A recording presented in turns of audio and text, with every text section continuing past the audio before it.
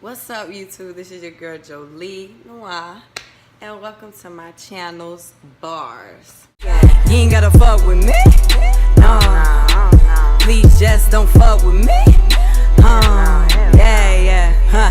So this is my first video on my channel, so y'all can get familiar with me and subscribe and hit that that bell so you can get my new videos anytime I drop them. So today we're gonna start with a battle that I watched a couple of days ago, 40 Barrs versus Couture, and that's on the Battle Rap League Queen of the Ring. Shout out to Queen of the Ring. And like I said, I watched the battle, and I will say it was a dope battle. Going to the first round, Couture goes first, and Couture had this scheme. I think it was like throughout the whole. I'm gonna have to go back and do a second watch, but she had a scheme, I think, that continued through the whole first round about coming to America. She's African, I think Liberian to be exact. So she had a scheme that she was going with Queen and Lee, 40 Barrs' real name is Carlisa. So the whole scheme with the Lisa lady of interest that Hakeem liked, her name was Lisa as well. So it was just a nice little play on her name, and she considers herself the queen of Queen of the Ring. So like I said, I like that whole scheme. Some people didn't catch some of the stuff that she was trying to say, but for the most part, she did really good with that scheme. She did have one that I really liked, when she was like, when you put this is what happens when you put McDonald's up against McDowell's. Like, she was McDonald's and 40 Barrs was McDowell's. So it was just the fraud McDonald's. So it was just a dope first round from her. She said a lot of stuff. I watched it a couple of days ago. But anyway, so I can't really remember word for word what she said. She had a bar. She was like, and then we come in to get Lisa, like pricks Hakeem. Like, it was, like I said, it was a dope round that she played with the Coming to America thing. Then 40 Barrs comes and she does her thing. She tiptoed in it. I could tell, like, she was messing up just a little bit, but she got back in tune and she started going in. 40 Barrs, like I said, she had this bar about it's so funny because she be being as real as she could be about her shelter having a curfew, so ain't nobody never seen inside her shelter, and things of that sort. How Couture likes personals and using stuff like that. Sometimes it's made up and things like that. So like I said, it was a good first round. Judging off momentum and consistency in the round, I would have to give it to Couture. She had the first round. I would say clearly, if 40 Barrs hadn't messed up and she hadn't tiptoed into her round, I think it would have been a little bit closer. But yeah, I get the first round to Couture. Second round, Couture goes, and again, some of the same stuff. Back in her bars, back to back. I don't like to do too many, oh, she said this. If it's something that really sticks out to me, I'll say, oh, she said this. So her round was, again, consistent. She flawless with it. So yeah, I liked her second round. Definitely a clean round. Was it better? I don't think it was better than her first round, but it was definitely a good round. 40 Barrs goes, she turns it up. I liked her second round. Like, her second round was really more energetic. You could tell she was a little bit more aggressive. She was walking around Couture, all up in her area, and things of that sort. And in the second round, she started talking about Couture's daughter. How Couture, doesn't really share her daughter on her Instagram page, and why? Because she has a low cut, she's bald headed, or whatever. I don't know. I haven't seen her daughter. But I was like, oh my God, that she did, So it was just funny. It wasn't funny that she went at her daughter, but it was just funny the way that it was ironic. I would use that word. It was ironic how Couture always uses a personal towards her opponent. So it was really good to see somebody come at her on that level. That's what I mean by that, which is funny. Second, I gave the second round to 40 Barrs. I think, like I said, she was definitely stepped her game up in the second. And she had a lot more energy than her first. Up against Couture's round, it could be close. I had 40 Barrs in the second round because, like I said, you know, she had a lot of different elements that I wasn't expecting. So, shout out to 40 Barrs for that. Then we go into the the third round. Couture comes out with her smack URL punch. You know, she's turning into all these different URL battlers. I think she turned into Twerk. I think she turned into Tay-Rock. You know, she turned into a few heavy hitters in the URL league. So I felt like that was a nice little thing. The man came in. He looked like he was some type of mad scientist. So I guess he the one to put the drink together. People didn't understand what she was doing at first, but as it went on, as she was saying certain things, they kind of understood what was going on. Her third round might have been her most. It might have been a more creative round. Well, I can't say it was more creative than her first round. It definitely had creativeness in it, definitely with the drink. And like I said, the man, she's known for having some type of props. I liked that. But I just felt like her third round wasn't as potent as her first round. And it was kind of like what with her second, but a little bit, I don't know. I just can't really, I wouldn't say dimmer or it didn't shine as much as her second. But what she tried to do, it didn't really go through as she probably anticipated. So that's what I would say about her third round. But it, like I said, it was a good creative concept she came up with. I haven't seen anybody do that, and that was original. Third round, 40 Barrs came again with, you know, the same momentum, but it seems like what did she do in the third round? It seemed like she still had more personal, like some personals in her third, because I know she said her first and her third was gonna be the Barrs, and then her second was gonna be personals, but she had some personals in her second too. So again, I'm not gonna go too much into what each one of them said. I would try to say something that stuck out, but in the third, I think both of them, it was like neck and neck in the third, because again, Couture's third was okay, you know, it wasn't bad or anything.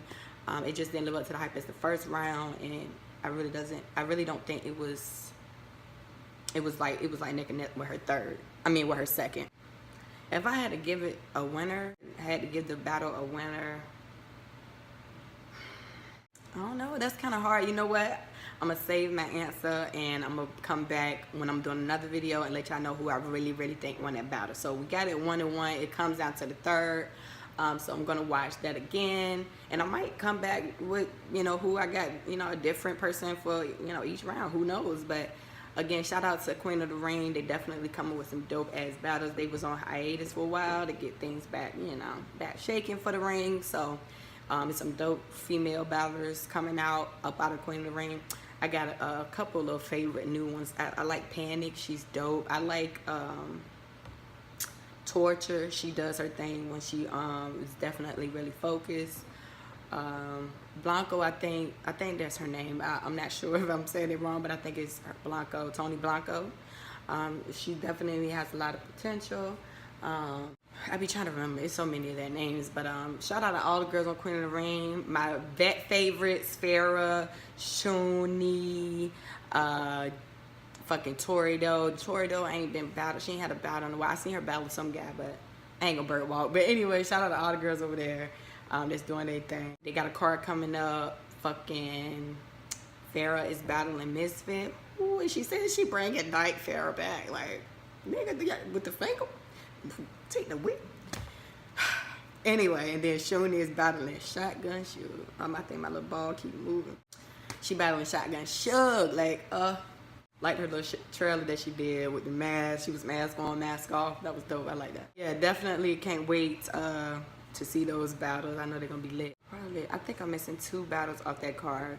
Vixen is battling Casey J, and somebody else is battling. Don't hold it to my heart, hold it to my brain. I be trying to remember so much. Anyway, all right.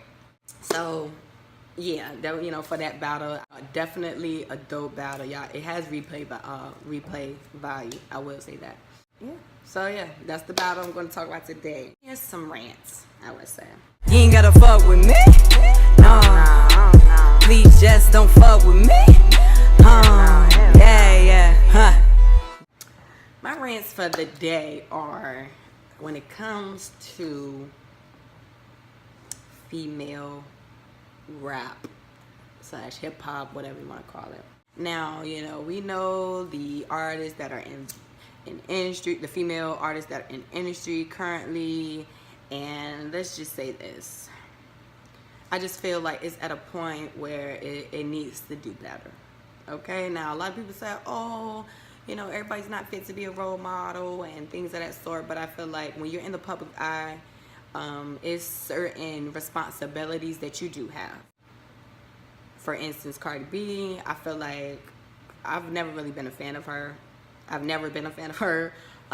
nothing personal. I just feel like, because I don't know her personally, it's just as far as on the outside looking in, as far as her influence on music right now, I don't like it. I just don't feel like she's a true artist. Anybody can have a team of writers for them, and somebody to create this image for somebody to be, better than what they are. That's what the industry is about. It's about illusion and all of those things. I just feel like the temperature right now is very lukewarm, damn near cold, and it's gonna take a different type of female artist to give it that equal balance, because it's definitely not balanced right now. Shout out Megan Thee Stallion, she's a dope rapper. My only thing with Megan Thee Stallion, I don't have an issue with Megan Thee Stallion. Like, I like her as a rapper. Please, Stallions, dope. I like her. I don't want her to continue to. It's my personal opinion, I don't want her to continue to keep that. What is it? Freak rap, sex rap. Keep that going, because I know like that she can rap, but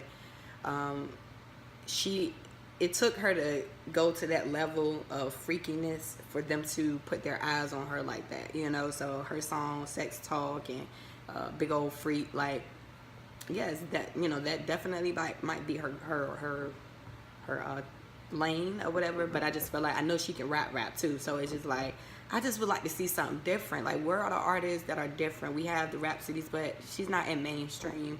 Remy was the more mainstream about bars lyrics. She wasn't overly sexualized and nothing like that, because they already knew what type of time Remy was on. She had her soft sides here and there, but she didn't really go all to the extreme that some of these female rappers be going. So I just feel like we need a change in the female hip hop community. Cash Doll is another one of them. I like Cash Doll. Saying she just got a certain lane of music too. It just seemed like every time you turn around, if you're not rapping about your box, or something sexual, it's just it's very rare that they give you the look that you need. I just want people to understand the difference between real artists, real artistry, and talent, and just people that are wrapped up and made to look good and presented and forced into our face. Like I said, I'm not a fan of Cardi B. I'm sorry, I don't care who don't like that. I don't like her attitude towards her art, the art itself.